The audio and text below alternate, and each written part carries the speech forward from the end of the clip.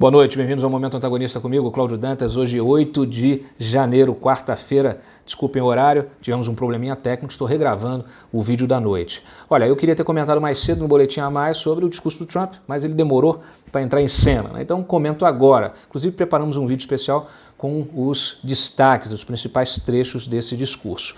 E eu aqui comento também as principais declarações. Uma delas, o Trump disse o seguinte, que enquanto ele for presidente, o Irã nunca terá uma arma nuclear. É óbvio, né? Essa questão do programa nuclear, inclusive, é o pano de fundo de todo esse conflito, né? Conflito que a gente percebe que hoje houve aí um arrefecimento, pelo menos no que a gente pode considerar aí o conflito armado, né?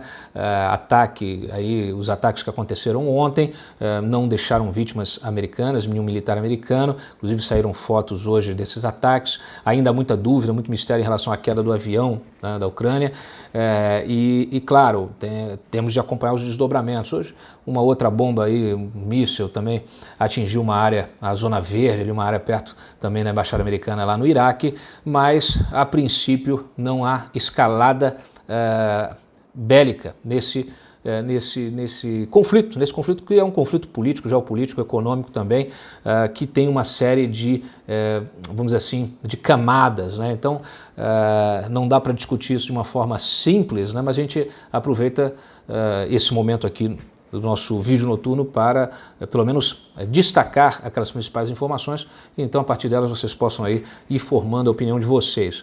Já deixem o like, compartilhem o vídeo, para a gente alcançar o maior número de pessoas de audiência, né, tentar ampliar ainda mais a nossa audiência com o nosso jornalismo independente. Olha, além da questão do programa nuclear, o Trump aproveitou para justificar o assassinato do Soleimani.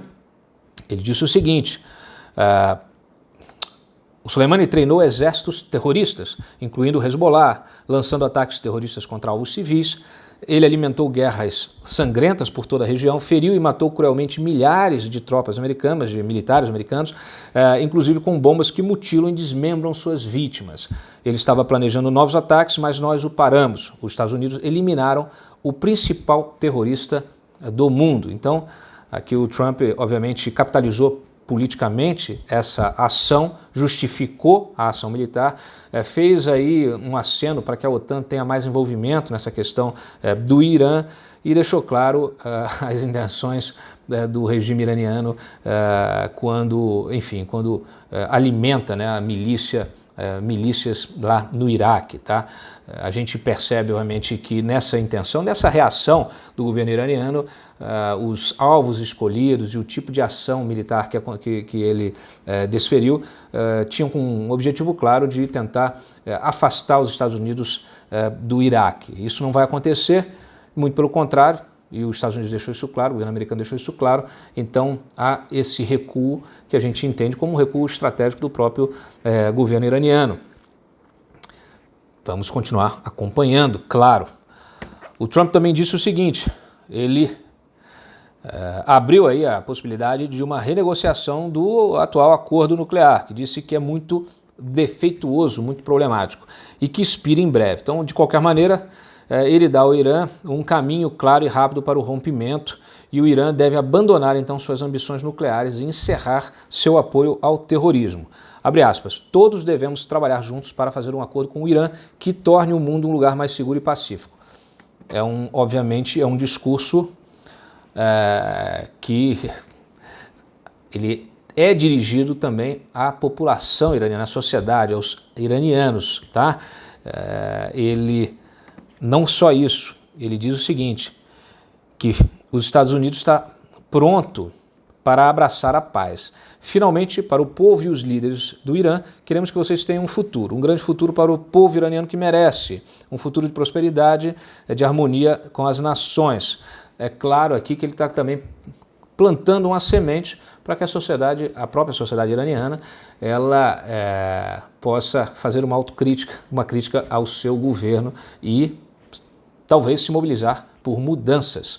Essa é uma estratégia muito antiga dos Estados Unidos e, claro, vai fazendo um discurso diplomático de um lado, do outro lado ele ameaça com mais sanções econômicas, foi o que o Trump fez, e também, na outra mão aqui, faz o gesto mostrando o seu poderio militar. O Trump destacou todo o investimento que foi feito nas Forças Armadas e que inclusive dispõe de mísseis balísticos hipersônicos que poderia utilizar a qualquer momento contra o Irã, mas que ele diz que não vai utilizar.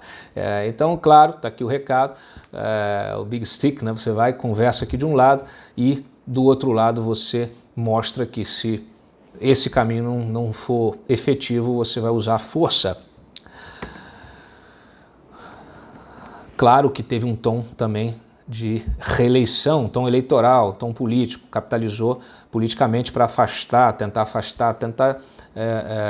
sublimar todo o debate sobre o impeachment e tratar de reeleição e fortalecer a sua imagem para uma reeleição. O Trump então falou, além de ter matado o maior terrorista do mundo, né, também falou do investimento, né, nas Forças Armadas e também de autonomia e independência energética. Ele diz o seguinte: somos agora o principal produtor de petróleo e gás natural em qualquer lugar do mundo. Somos independentes e não precisamos do petróleo do Oriente Médio. Então, obviamente que isso tem o seu efeito político, também seu efeito econômico, tá? Depois do discurso do Trump, o mercado recuou, aí o preço do barril de petróleo recuou, assim como o dólar, tá? Então, vamos em frente. Vamos tratar dos nossos temas aqui, dos nossos problemas nacionais. Eu comentei mais cedo a questão do veto ao fundão eleitoral. O Jair Bolsonaro foi novamente às redes sociais para justificar o veto. Eu não sei quem está aconselhando o Bolsonaro sobre isso, tenho as minhas suspeitas, já falei delas aqui, mas é uma insanidade, é uma discussão, é uma justificativa que ela realmente não se sustenta. Então, ouvimos aqui, inclusive, ex-ministros do Supremo que falaram o óbvio. E qual é o óbvio, Cláudio? O óbvio é o seguinte: o veto presidencial nunca poderá ser enquadrado como crime de responsabilidade. Por quê? Porque seria o mesmo que negar-lhe a atribuição constitucional de vetar ou sancionar qualquer matéria aprovada pelo Congresso. Ou seja, se eu digo, o próprio Bolsonaro está dizendo, eu não posso, significa que ele está negando a sua própria prerrogativa de fazê-lo, de vetar. E isso não existe, né? Então seria mais fácil você abrir mão, né? Então não tem, o Congresso é que manda, tá? E não é isso. Não é isso. Ele pode até não querer sancionar, deixar vencer os 15 dias e vai haver uma sanção tácita. Mas no caso o Congresso só decide sem interferência do Executivo no caso de emenda constitucional, que aí é feita, aprovada e promulgada pelo próprio Congresso. No caso aqui desses projetos, do próprio orçamento, que é do que se trata, não existe isso. O presidente tem o direito de vetar e isso retorna ao Congresso e o Congresso tem o direito de manter ou derrubar o veto presidencial. Então, olha, não cola mais essa desculpa. E é tão óbvio que chega a irritar, né?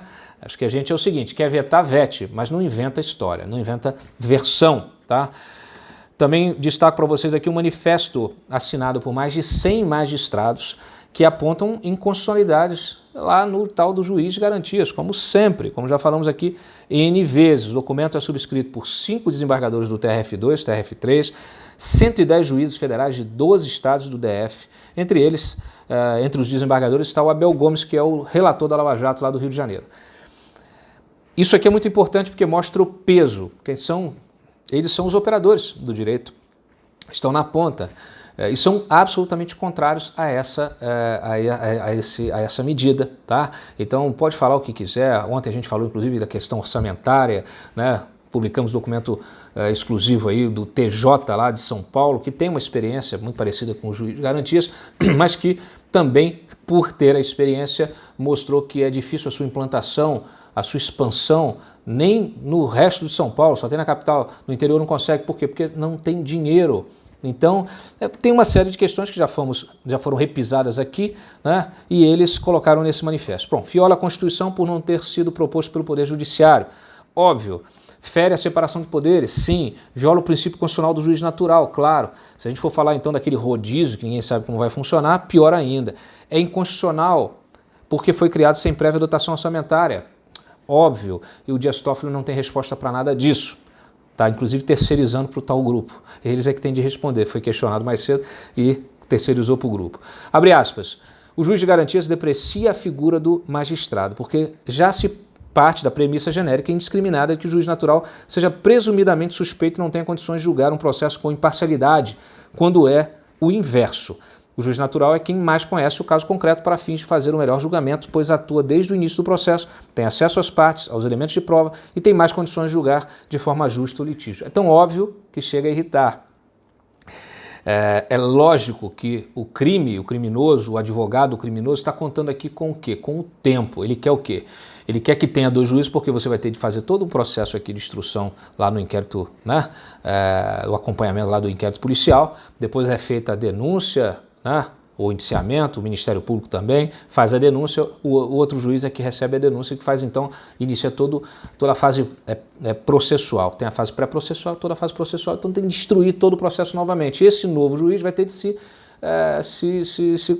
vai ter de estudar o processo, vai ter que estudar as provas, todo o negócio. Então, quando isso, você multiplica isso. Pega a Lava Jato, por exemplo.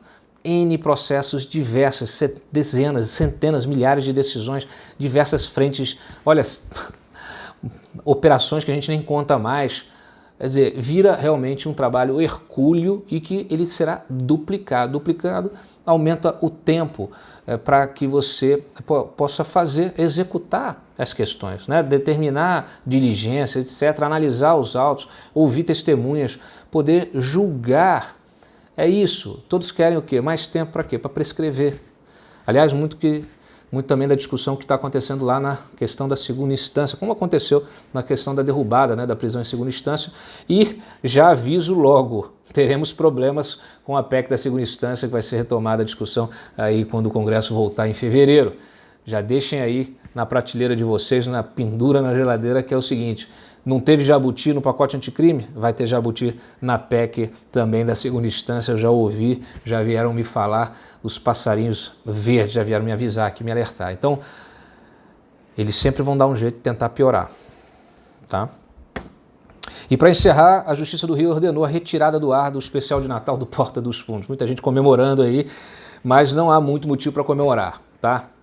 O desembargador Benedito Abicair, da 6ª Câmara Civil, ele entendeu, ele não entrou no mérito da questão, tá? Nós, inclusive, publicamos a decisão dele, a decisão longa.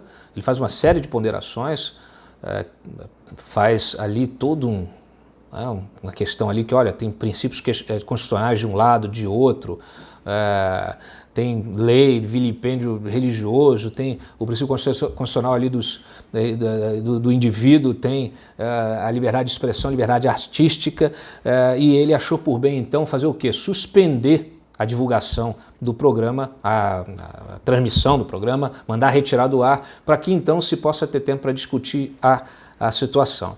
Olha, é o que eu sempre digo. Hoje muita gente está comemorando porque vai lá, tirou do ar. Amanhã vão usar dessa mesma decisão para poder censurar o que você vai ter interesse. A gente fala falando de uma sátira, né? Uma sátira que não tem, inclusive é ruim, mas ela, olha, não usa, não é canal privado, não é canal público, não é concessão, você não assiste, não é obrigado a assistir, você tem de pagar para assistir, inclusive, não é qualquer um que tem acesso a esse tipo de coisa. Assim, é ruim, é um produto cultural ruim, produto artístico ruim, mas e daí? Tem gente que gosta desse troço, assim como tem gente que gosta de outras coisas. E se você gosta de produzir, gosta de criticar, gosta de satirizar, gosta de fazer piada, pessoal que gosta muito de fazer meme, eu estou vendo muito nas redes sociais, justamente o pessoal aí que fala assim, não tem milícia, a gente faz meme, milícia. O pessoal que usa os memes, que gosta de atacar os opositores políticos e tal, inclusive que comemorou quando o Bolsonaro vetou no próprio pacote anticrime, vetou aquele artigo que triplicava a pena dos crimes de honra na internet, o pessoal comemorando e tal, mas a mesma gente, inclusive, foi lá criticar a CPI das fake news que estava sendo feita para censurar, o próprio inquérito do Supremo, do Dias Toffoli, que censurou Cruzoé, censurou o antagonista, antagonista, que censurou tanta gente aí nas redes sociais, que botou a Polícia Federal para fazer busca e apreensão. Olha, gente, nós estamos vivendo uma dinâmica, ela vai se somando e um vai reagindo de um lado, outro reage de outro, aí um se justifica, outro se justifica. A gente está virando, está realmente partindo para olha, eu estou vendo que isso não vai dar boa coisa, tá? Eu tenho saudades da primeira emenda que nunca tivemos na Constituição Americana. Deixa as pessoas terem a liberdade de se expressar e de consumir aquilo que elas quiserem. E não vamos confundir, vamos dizer assim, a ofensa à pessoa ou com uma sátira ou uma obra que faça aí uma crítica a símbolos políticos, religiosos, de tudo. A sociedade, ela é crítica, deve ser crítica e, é claro, amanhã está fazendo piada com Jesus Cristo, amanhã faz piada com Maomé, amanhã faz piada... Olha o que aconteceu com Charles Hebdo, né? Fez piada lá, fez sátira com Maomé, entraram lá, metralharam. O que a gente está fazendo? Está relativizando esses atos de força? O próprio Eduardo Fausto, que foi lá e jogou coquetel molotov na produtora do Porta dos Fundos, eu não gosto do que eles produzem, não gosto desse tipo de programa. É horrível ter que aqui ficar defendendo o Gregório do Vivier e essa turma, mas essa é a realidade. E, aliás, quando o pessoal comemora esse tipo de decisão, de censura, se coloca numa posição de que os defensores das liberdades são os outros, é a esquerda. Então não faz sentido, é um erro estratégico enorme, é uma burrice. É uma burrice. Deixe que falem, que digam, que pensem, deixe isso para lá, vem para cá, o que tem? Olha, estou falando aqui, mas é muito sério. Hoje sou eu, amanhã é você. Hoje é o outro, amanhã é o seu colega. Então não dá para abrir mão disso, tá?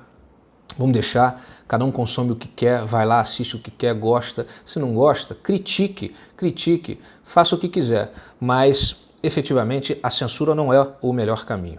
Então, fico por aqui, vejo vocês. Aliás, muita gente vai criticar a minha posição, podem criticar, ninguém vai ser censurado pela crítica não, deixem seus xingamentos, suas ofensas aí na minha TL, que não tem problema, tá bom? Vamos adiante, assim como o Bolsonaro disse um dia desse, eu não posso agradar todo mundo, vocês não vão ficar felizes com tudo que eu disser ou eu fizer. Então, fica essa mensagem e a gente volta amanhã com o Boletim a Mais, o Momento Antagonista, e eu continuo aqui na luta. Um abraço, tchau.